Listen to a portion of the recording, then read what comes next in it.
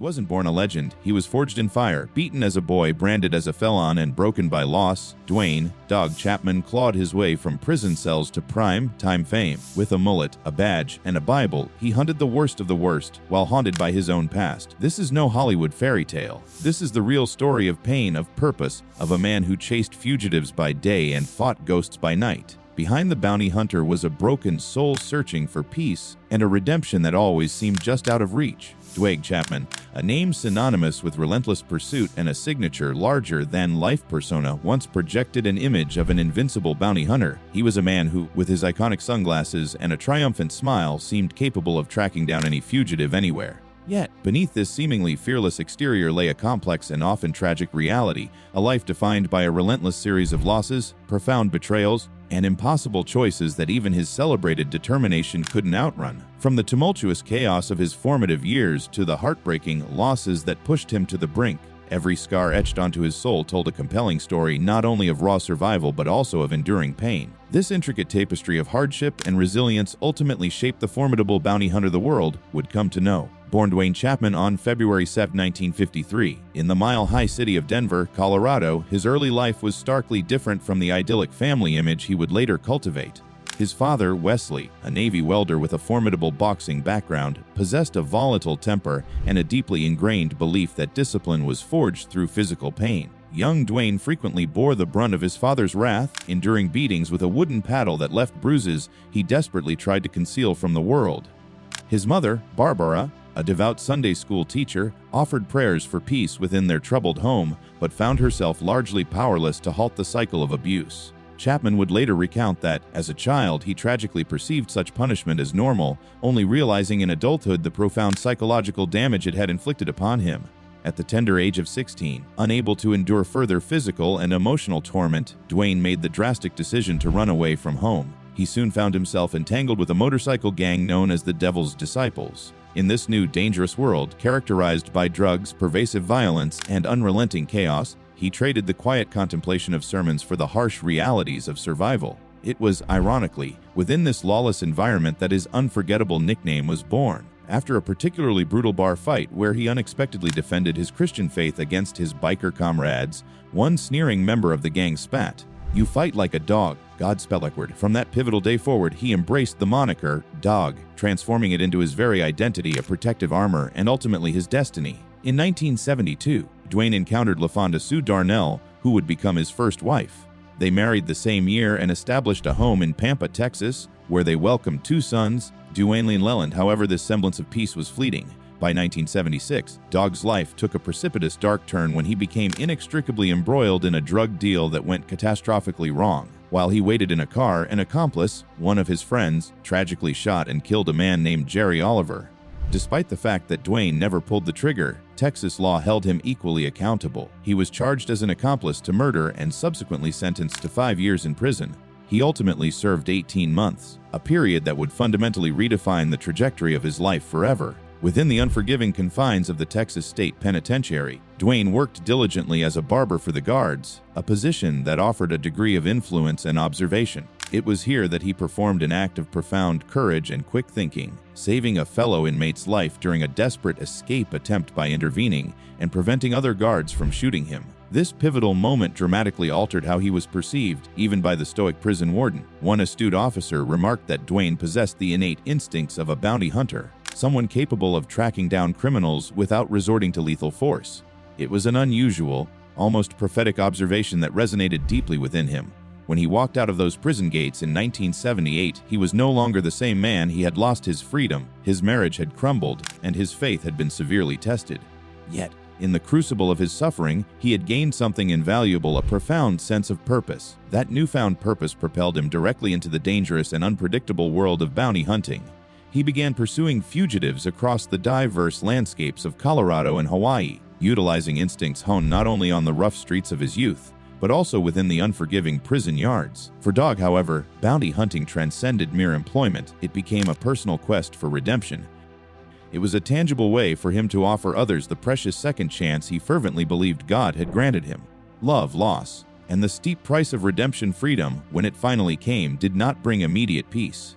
Instead, it brought a fresh wave of temptations and challenges. When Duane Chapman emerged from prison in the late 1970s, he carried a heavy burden of scars, both visible and invisible, and very little money. He found himself caught in a perpetual struggle between overwhelming guilt and the raw imperative of survival. After the dissolution of his marriage to LaFonda, he met 17-year-old Antegnell at a biker party in 1977. In a desperate attempt to circumvent potential legal complications, he married her the very next day. Their marriage, however, quickly disintegrated under the weight of addiction and crushing poverty. They had 3 sons: Zebidiah, who tragically died shortly after birth, Wesley, and James Robert. By 1982, Anne had left him, taking their children with her. That same year, Duane met Lissa Ray Britton in a Colorado bar. Their marriage began with an impulsive and unconventional deal. He offered her money to have his child, a union that ultimately produced 3 more children: Barbara, Tucker, and Lissa. But Dog's increasingly chaotic bounty hunting life, with its constant demands and dangers, clashed dramatically with Lissa's quieter, more stable nature. By 1991, their marriage, too, had ended in divorce. Even amidst this personal heartbreak and relational instability, Dog's career as a bounty hunter soared. He became known across Hawaii and Colorado as a relentless and formidable force, building an unparalleled reputation as a man fiercely dedicated to chasing both fugitives and, more profoundly, his own personal redemption. "Everyone deserves a second chance," he frequently declared, words that would become the defining mantra of his life. In 1988, fate intervened in the most unexpected way when he was introduced to Beth Smith, a fiery, independent woman whom he had once bailed out of jail. Beth was characterized by her bold spirit, stubborn resolve, and unwavering loyalty. She quickly became the undisputed love of his life. By the late 1990s, they had moved to Hawaii, established daily bail bonds, and skillfully blended their disparate families into a cohesive unit. Together, they formed an unstoppable team, hunting fugitives with unwavering dedication and building a formidable legacy. Little did they know that their burgeoning fame and their deep, abiding love would soon be tested by unimaginable loss and public scrutiny. Fame, glory, and the scandal that nearly destroyed him. By the early 2000s, Duane "Dog" Chapman had already achieved legendary status within the close-knit world of bounty hunting. However, his name remained largely unknown to the broader public until 2003, when he captured the notorious fugitive Andrew Luster, heir to the Max Factor Cosmetics fortune in Mexico. The dramatic arrest made global headlines, but due to the fact that bounty hunting was illegal in Mexico, Dog, Beth, and their son Leland were subsequently arrested themselves on charges of kidnapping.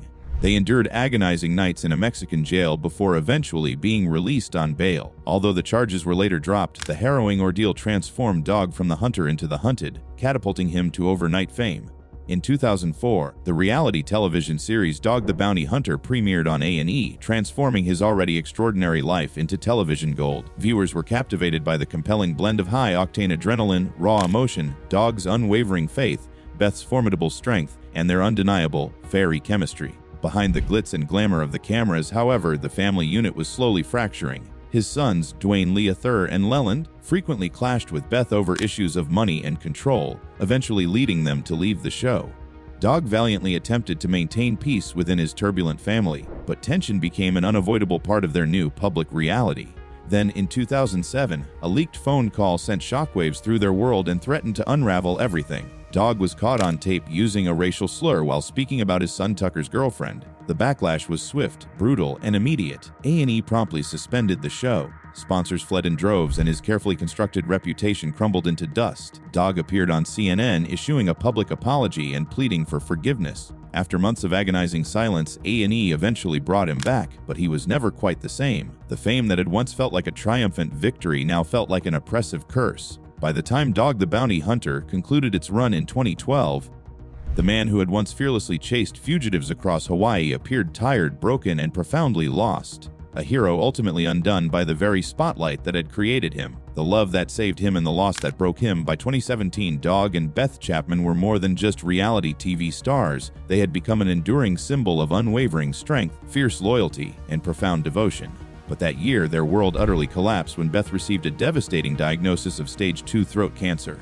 Dog was utterly crushed, feeling powerless to protect the extraordinary woman who had stood faithfully by his side through every single battle. Their arduous fight against the insidious disease was intimately captured in the series Dog and Beth Fight of Their Lives, revealing to their devoted fans a man stripped of his formidable armor, openly terrified of losing his beloved soulmate. For a brief, precious while, hope flickered. Beth was declared cancer-free at the end of 2017. However, by late 2018, the relentless disease had returned with a vengeance, spreading aggressively to her lungs. Yet, Beth, with her characteristic indomitable spirit, refused to surrender. She bravely continued filming Dogs Most Wanted while enduring unimaginable pain, fiercely determined to live every precious moment on her own terms. On June 26, 2019, at the tragically young age of 51, Beth passed away in Honolulu, with Dog holding her hand as she whispered, "Let me go." Those heartbreaking words would forever haunt him. In the agonizing months that followed, Dog spiraled into a profound and debilitating grief. He openly admitted that he had contemplated ending his own life, confessing, "I didn't want to live," compounding his emotional pain. Financial struggles mounted, and doctors later discovered a dangerous blood clot in his lungs that very nearly claimed his life. Dr. Oz, the renowned television personality and physician, ultimately convinced him to quit smoking and seek therapy, but nothing, it seemed, could possibly fill the vast void Beth had left behind.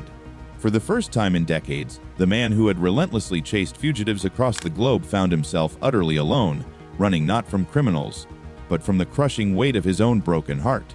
Faith, Francie, and the storm that never ends after Beth's devastating death, Dog Chapman valiantly attempted to honor his promise to live, to continue, to fight. But the man who had once seemed utterly unbreakable was now drowning in the relentless currents of grief.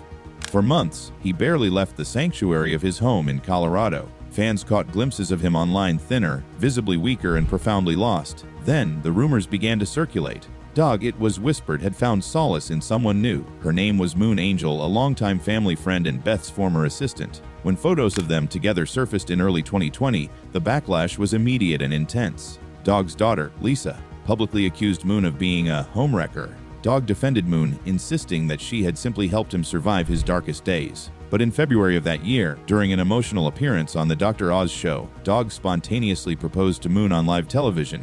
She politely but firmly refused, insisting they were only friends. Dog later admitted that the proposal was never serious, a desperate attempt to gauge the world's reaction to his moving on. The world, as expected, was far from kind. Then, quietly, almost imperceptibly, something real began to blossom. That same year, Dog met Francie Frayne, a compassionate Colorado rancher who had also tragically lost her spouse to cancer. Their initial connection was serendipitous. Dog had called Francie's late husband's phone to inquire about landscaping work.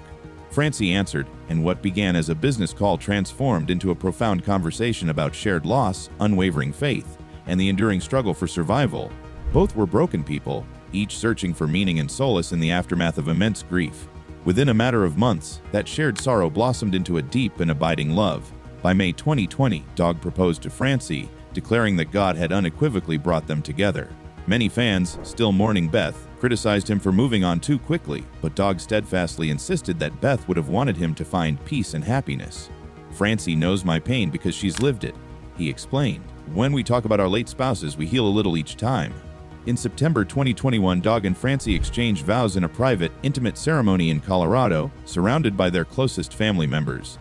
Together, Dog and Francie embarked on a journey to rebuild not only their individual lives, but also to forge a renewed sense of purpose. In 2023, they relocated to Marco Island, Florida, before eventually settling in Georgia, where they established the Dode Foundation, a nonprofit organization dedicated to offering housing, comprehensive counseling, and vital life skills training to survivors of human trafficking.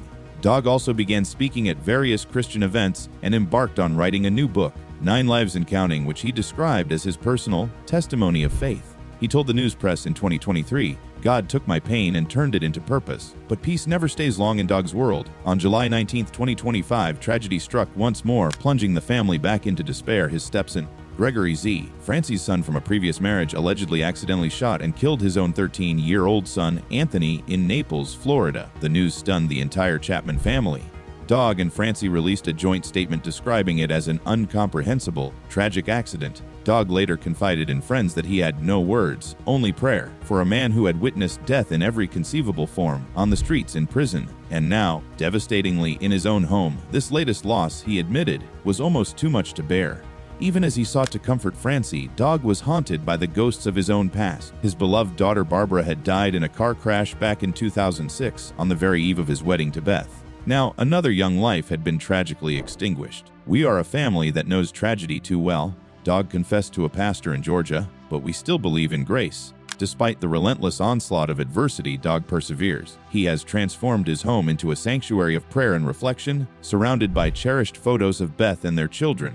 His faith, once fragile and often tested, has now become his impenetrable armor. "I'm not just a bounty hunter anymore," he declared in 2025. "I'm a Christian outlaw chasing souls instead of fugitives." At 72, Dog the bounty hunter may have physically slowed, but the fierce fire that once made him a feared figure still burns brightly. Now tempered by the profound wisdom of faith and the deep scars of loss, the legacy of a broken hero. By 2025, Duane "Dog" Chapman had undeniably lived more lives than most men could ever possibly imagine. Outlaw, devoted husband, loving father, celebrated celebrity, and now resilient survivor. But the immense weight of those lives pressed heavily upon him, particularly through his children, whose paths have often mirrored his own turbulent and chaotic journey. Behind the public facade of fame, the Chapman family has endured heartbreak, addiction, and tragedy on a scale that few could truly comprehend. Dog has 13 biological and adopted children, each carrying a unique piece of his tumultuous legacy. His oldest son, Christopher Heck, spent years battling severe mental illness and legal troubles after being adopted following his mother's suicide, a heartbreaking echo of the family's pervasive struggles. Others, like Duane Chapman and Leland, initially followed their father into the dangerous world of bounty hunting, but eventually walked away after bitter feuds and financial disputes. "Children grow up," Beth once wisely observed. "At some point, they have to fly and we have to let them." But for Dog, letting go was never an easy feat. In 2006, Dog faced the almost unbearable when his daughter Barbara Katie was tragically killed in a car crash in Alaska at just 23 years old, the night before his wedding to Beth. He nearly canceled the ceremony, but his family, with heavy hearts, convinced him to proceed, believing Barbara would have wanted it that way. Her loss left an unhealing wound that continued to ache. Years later, when his step-grandson Anthony was accidentally shot in 2025, it ripped open that same raw wound. "God gives, God takes," Dog said quietly in a recent interview. But sometimes he takes too much. Even his younger children bear the undeniable burden of his intense fame. Bonnie and Cecily, Beth's daughters, have publicly struggled with grief and identity, sometimes clashing with Dog over his new marriage and evolving beliefs. Meanwhile, his son Tucker D. has completely disappeared from public life, preferring the solace of anonymity to the relentless spotlight that once defined their family. Lissa Ray, on the other hand, has channeled her pain into purpose, successfully opening her own boutique and marrying her longtime partner, Lyanna Evanson, in 2022. Though Dog was unable to attend in person, he FaceTimed her through tears, calling it, one of the proudest moments of my life. But not every chapter has been imbued with such hope. In October 2025, his youngest son, Gary, 24-year-old police officer in Alabama, found himself embroiled in national headlines after a high-speed chase he initiated led to the tragic death of a 17-year-old boy named Tristan Hollis. Gary was subsequently fired from the Priceville Police Department for violating pursuit protocols, but was later reinstated after the city council, with Dog himself testifying passionately in his defense, voted unanimously to grant him another chance. Gary then filed a $10 million wrongful termination lawsuit. Standing before reporters, Dog declared, "I'm known as the second chance guy, and I thank this committee for giving my son one, too." His words carried a complex mixture of both pride and pain, a poignant recognition that his son's battle for redemption mirrored his own decades earlier.